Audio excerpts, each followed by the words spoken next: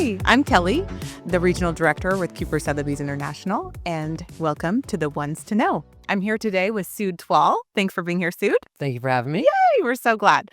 You've been with Cooper for how long? Coming up on 3 years. 3 years already. Yeah. So, you have a special place in my heart because I started like 2 weeks before you joined. So you were the first hire under my management. Yep. Look out. But it's been so fun to watch you grow. Year over year, every single time you said it, Kelly, here's my goal. Yep. And you've made it happen every single year. I'm so proud of you. Thank Good you. job. Thank I you, know thank that you. does not come easy. A lot of hard work and a couple of children later. Yep.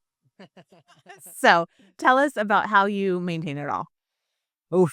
That's a bit of a loaded question. How do I maintain it all? I think the root of everything is the strong mentality that I keep consistently. Of course, I have motivating factors that are around me and goals to hit and all of the things, including my clients that push me every day. But I think having a strong mindset and staying consistent and being confident in who you are and what you do and everything that represents you when you step outside of your front door in the morning is it's just everything. So You are so consistent. How do you keep that up day after day? For 3 years, I've known you. Yeah. So consistent every single day. Same smile. Yep. Same look. So put together. All of it. Yeah. How do you do it?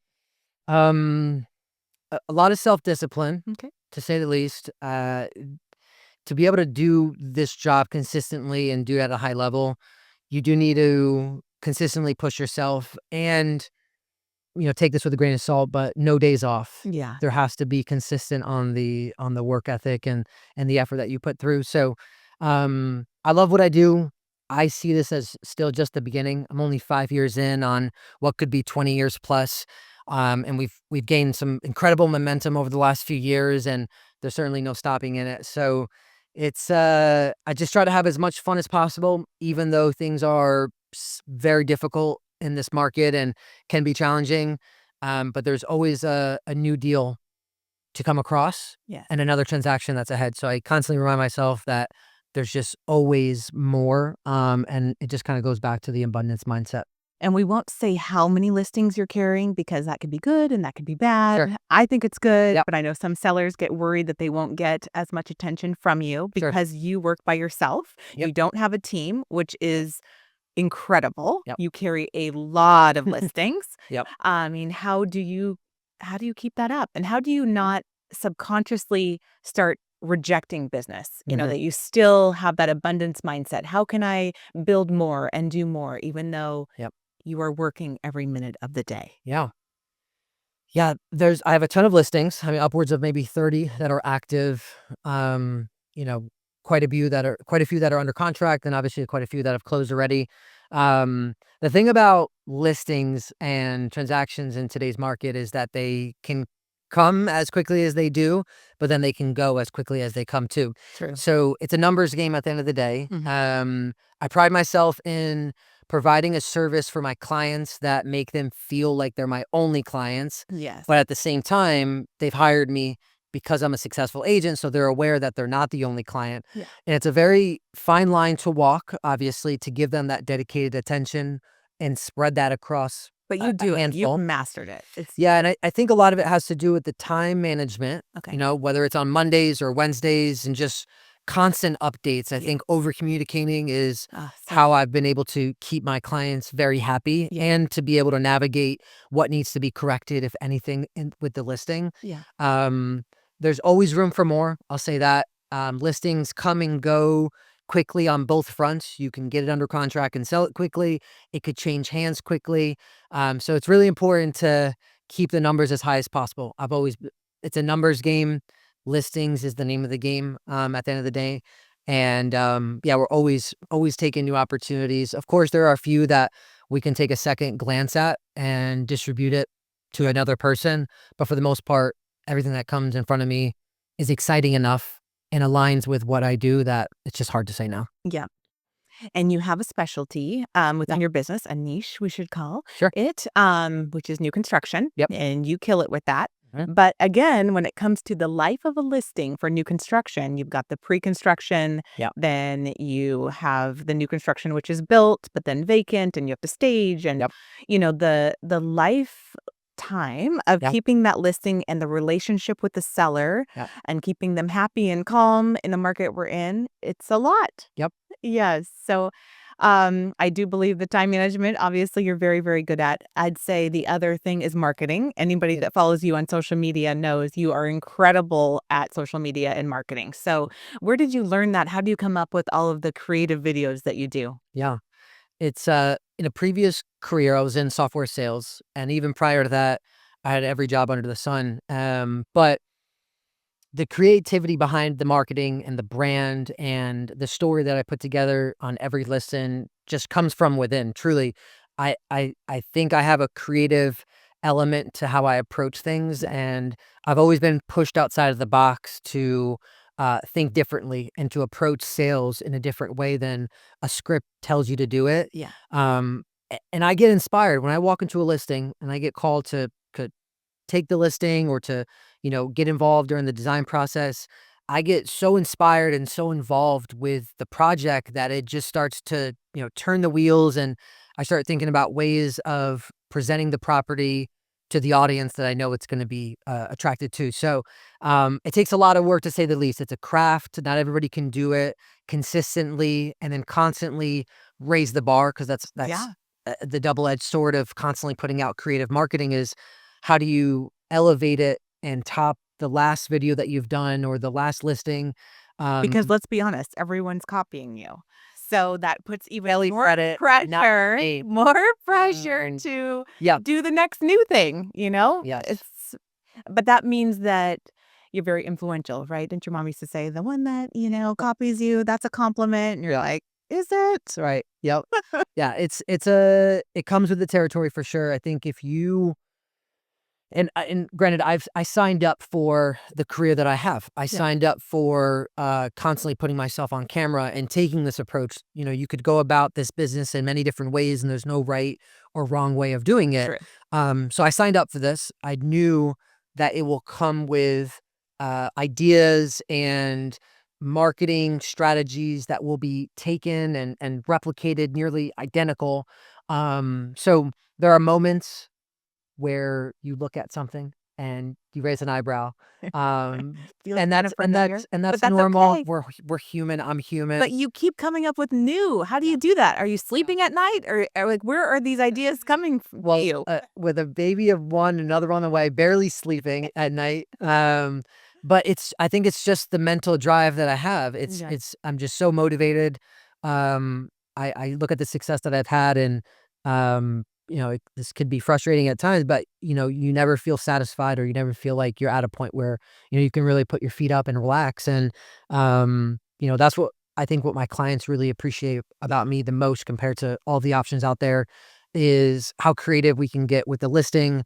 There are, of course, elements that are out of my control, but what I can control are efforts and representation of the listing. And yeah, my clients just enjoy how hands-on I am with Yeah. things, and it's fun. Really, at the end of the day, I try to have as much fun as possible, even in the thick of things with today's market. Yeah, you do make it look fun.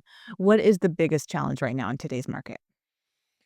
The biggest challenge in today's market, um, I'll say this with a grain of salt, is the increased inventory and the competition Okay. that you're up against, Yeah. um, Especially in new construction, right? especially in new construction. And we'll see that shrink over the next 1 to 2 years based on the slowdown of new projects over the last 18 months. Mhm. So that we'll get to a point where new construction is more limited, but for the time being, there's ample options out there. Um, Pricing your home not just to what has closed in the last 90 days, but having it align with what's active Yeah, is a challenge, to say the least. for sure. A lot of these projects were in underwriting and penciled out when things were Mm, spiking. So, mhm. exits are completely different than where they were penciled out to begin with. So, biggest challenge, I think, is being aligned pricing wise and having the tough conversations around, this project may be a loss, but it's also now the best time to purchase and get into a project, and profits can be made down the line. But it's really just the increased inventory. I mean, buyers are so picky. They really want nearly every box checked off. And part of the value add on my end from being involved at an early stage with a project is ensuring we have none of those hurdles. So, whether it's floor plan feedback or lack of space or finish outs, I know what buyers want. So if I can have a say right in the beginning, we can get ahead of any obstacles that come at the end, which at that point it's too late and the price has to reflect it. So So, true. yeah, and just staying consistent with the touch points is another obstacle on the back side of things. But when you time block and you have a specific time every week that your clients know they're going to hear from you, in addition to in between everything, of course, it allows you to continue to go week by week with your clients and be in a good place. Yeah, absolutely.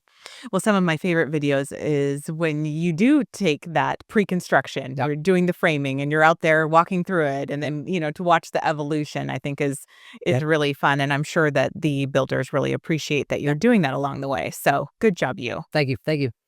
So what's to come? What's new with the marketing trends? What can we expect from you for the remainder of 2025? Yeah. Well, there's a ton that's in the works. Every time that I think the best has come, it's not. The next thing comes around. We're working on some really exciting things. Very proud to just have announced and launched a 27 unit project in East Austin that we've already have pending sales on, and I expect that one to be extremely successful and to sell it by the end of the year. And then not to share too much, but we have another project that we're working on that's 48 units in South Austin. That is one of a kind. It's so unique, and it's going to bring a ton of value to the Oak Hill neighborhood. So working on that is taking a ton of efforts and will require a ton of efforts to get going. And then everything in between. I mean, there's just no deal that is too small or too large. Every week I'm engaging in new conversations and new opportunities, and my sphere knows how determined I am to achieve their real estate goals. So there's just no hesitation from anybody in my sphere to reach out to me with any real estate needs. So we'll continue to sell. We'll continue to help folks buy. We'll pick up new projects. We'll launch new projects.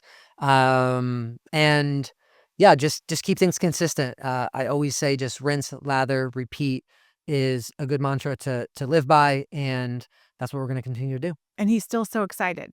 I feel exhausted even just thinking about, I have a 27 unit and I'm about to have a 40 something on top of my regular resale residential business. I mean, it's incredible. Yeah. You do an incredible job. Yeah, it's good. We're in a good place right now. The team will grow as these projects come about, and that's part of the business. Yeah. Is growing the back end of things and hiring the support that's needed. For sure. I will continue to be the face of the business, and will continue to operate that way. But yeah, we're in a good place. We're very excited about where things are, where things came from, and where they're going. It's all really good stuff. No matter where the market is, you have full control over your business. And I say this all the time, that it doesn't matter where the market is, where rates are, where anything is, somebody will always need to buy and sell. There's always a market. There's always a market. Yeah. And if you're top of mind with your network, you'll always get the call. Yes, I agree. So, I mean, you're originally from New York, and it's hard to move to a new state, especially, Austin, wherever it's really tight knit. Everybody knows an agent. So how did you build from there? Yeah. The short story, growing up in New York, going to Manhattan after undergrad, doing what we knew was the thing to do. It was exciting. It was, a moment in our life that, we'll certainly remember, and it built character. And it's true, if you can make it in New York, you could truly make it anywhere. And I knew that we were successful in the city, working in the software space, that if we were to change markets and seek a better quality of life, that we would find success. I had a friend that, I say this story often. I have a friend that bought a home in Pflugerville for $200,000, maybe 7 or 8 years ago. And I remember, looking at Tiffany and saying, well, that's not very feasible here in New York. And this is an incredible opportunity. So seeking better quality of life, because New York does take a toll on you. The gray hairs were growing at a faster rate than we wanted. And then also, getting into the real estate space I knew that I could be a big fish in a small pond compared to being a small fish in a big pond like New York. My family's in real estate, so I have the background there. I'm aware of how powerful real estate can be, and I knew that taking the leap of faith to come into Austin and seeing where the market was going to go was going to be the right move. And then when I got here, I mean, it's in my nature to network and to connect with people, and it's just very easy and natural for me to do that. So when I got here, I pivoted to a local software gig that allowed me to get into an office, to meet people, and some of my first clients are my first set of friends from those jobs. And that allowed me to get my name out there, gain my license, and then I managed to do both gigs for the first couple years, to be able to build a pipeline to then let go of the 9 to 5. And then everything was just up and to the right from there. So, it took a leap of faith. There was some risk, of course, involved with it, but we were always confident in the plan, Yeah. and we always knew that there was always, a fallback if it didn't work out. But I always operate in the plan A. Tiffany, my wife, She's doesn't always love that, but I think, with the confidence and the preparation, there's just no need to put efforts into plan B when all the efforts could be put towards plan A, and yeah. if you can control what you control, usually it'll shake out. Well, I mean, you have I know when you wanted to join Cooper, from your previous company, Yeah. that was a goal that you always had to Yeah. come to Sotheby's and work the network, and I remember it was the first month, right? Yeah. Isn't that when T&E was going on? Yep. And you were like, "I'm ready, Kelly, throw me in there." And I thought, wow, most agents are a little bit hesitant to Yep. get to know the other Sotheby's agents around the Yep. country, and you were just right out there, made connections, Yep. and yeah, you're really, really good at networking because it's authentic though. It doesn't ever feel like, Right. oh, you're getting to know somebody for a transaction. That's not Right. your style. Yeah. Yeah, you're very, very authentic. So I remember after the event, you called me. You're like, I have a referral from the event. I've already met some people. So how do you lean into the brand? Yeah. So yeah, everything you just said is accurate. I mean, there was always a plan to be associated with Sotheby's and to be tied to the brand. I always felt that my brand and my morals and values aligned very much with what, Sotheby's provides for their clients. And yeah, the networking element of it right out of the gate at T&E when I first joined was very special. Yeah. Many of my close colleagues are folks that I met during that time, and just year after year, we're connecting and doing deals, and it's really incredible. Really to lean into Sotheby's, you have to be aligned with the values and Yeah. and how they operate. I think that's first and foremost. You can't really be tied to a brand and fake it. It has to be authentic. Yeah. And you see all of the movement that happens brokerage to brokerage across the city and across really the country. It really shows that, the thought process of, do I align with this brand just wasn't fully there. But I knew that wasn't the case with Sotheby's. Um, and it's really just providing a white glove service no matter the price. I know that's said often, but it's really key. Yeah. No matter To what really you're do it. to really do it, Mm. you have to do it at a high level, and with all the confidence, there's no one that compares. Sotheby's is just the best of the best, and um, with the lofty goals that I have in place, large developments, new construction, luxury, certain price points, all of that ties back to Sotheby's, and it's incredible to have that brand recognition right out of the gate. You pair that with a strong personal brand and reputation, and it's a recipe for success. Agree. So yeah, it's incredible. You do have to lean into it, and you have to own it, and you have to be proud of it. Yeah. Very often you see folks kind of hide the logo of their brokerage, No, and it's just not I've seen something. that. Yeah, it's not something you should do. Lean into it. It pays itself forward, and it opens up a ton of doors. Yeah, it has for you, Yeah. and you have done such a good job. Well, we're Thank you. excited to see the rest of your year, work-wise, Yep. but tell us what some of your personal goals are. Yeah. Family of 3, will turn to family of 4 at the end of the year.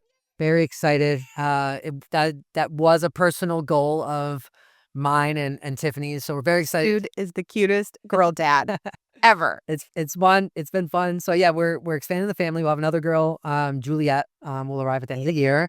So that is certainly the biggest personal goal, Mhm. that, is in front of me, is to keep Tiffany happy and make sure we get to a place where the baby's healthy and happy as well, and just continue to have the happy and healthy family that we have here.